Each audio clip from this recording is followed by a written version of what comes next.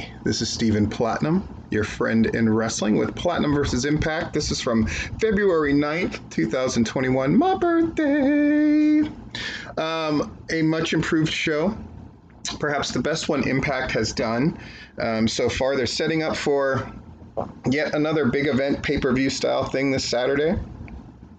Started off with the kind of match that I thought they should have done on that first crossover thing with AEW, and they're getting all the attention, and Kenny Omega was going to show up for the first time. Why they didn't do this kind of match, which is a 4-on-4 with just everybody and their son. You got Josh Alexander, Trey Miguel, Suicide, Willie Mack against Ace Austin, Blake Christian, Chris Bay, and Daivari. It's exactly the kind of match that Impact should have done. Where it's just Spot City, and they're showing all the stuff they can do, etc., etc. At the end of the day, Miguel, Mack, Alexander, and Suicide win. The match is very good. And then at the end of it, Sami Callihan appears, all this kind of stuff. But this is the kind of stuff they should be doing every fucking week. Impact has to distinguish itself. And this is they do three things really well. And this was the rare show where they did all three. ODB and Kimberly, this was terrible. It was awful. I know people will want to say, ODB hasn't skipped a beat and da-da-da. This was not a good look. It was not a good match. Again, women's wrestling is one of the things they pride themselves on, but they have not put on a good exhibition on television yet. Not a notably good women's match yet. That's a problem. They need to fix that. They need to put on some good-looking women's matches, or at least some squashes to build people up. But this thing of just having matches that are of low quality, that are 50-50 booked until the very end of the match, are not doing them any favors.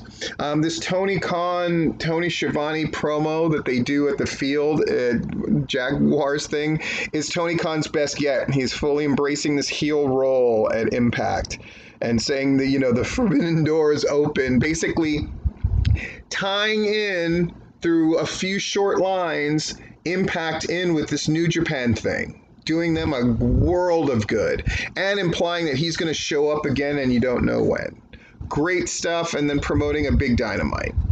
Great stuff. Cousin Jake addressing his future. Jake gets beaten basically by Violent by Design, but actually cut a pretty good promo before he got cut off. Solid stuff. And they're making a story out of Jake here, and it's a good look. Tasha Steelz versus Nevea. This is our foregone conclusion match. Nevea is going to win, and then there's going to be this thing where now they've beaten both of them solo, the tag champs of the knockouts, so then they're going to get a knockouts match. Makes sense. Pretty cut and dry booking for the modern era. Now the best part of the show, the debut of Black Taurus. Putting him with Decay, brilliant. They need muscle. Him demolishing Caleb in short fashion, awesome. This is the best segment I have seen on Impact in the last 2 months. Everything did what it was supposed to do. It's really, really good. What has it come to in this world, everybody? When Impact does the best debut and presentation of a monster / big guy. AEW, we've seen them do what they've done to their big guys, where they're always in the state of having to rebuild them. And WWE, don't get me started. Impact doing the best job with Black Taurus than we've seen with any of the major companies. What the hell's going on in this world? Kudos, Impact. I see you. I see you. And subsequently, him being part of Decay instantly elevates Decay and opens them up to different match possibilities. It's great. It's great. Impact Tag Team title match. Storm and Chris Sabin against the Good Brothers. A decent match, but good storytelling here. Mark Quinn and Isaiah, my boy's Private Party, along with Matt Hardy, spoiling it, making sure there's a DQ schlubby finish on this one. Makes sense. Contract signing for Rich Swann and Tommy Dreamer. At first I wasn't excited about this, but boy, Dreamer's promo was great, and Swann's thing was great. And I love this idea of what's in it for Dreamer.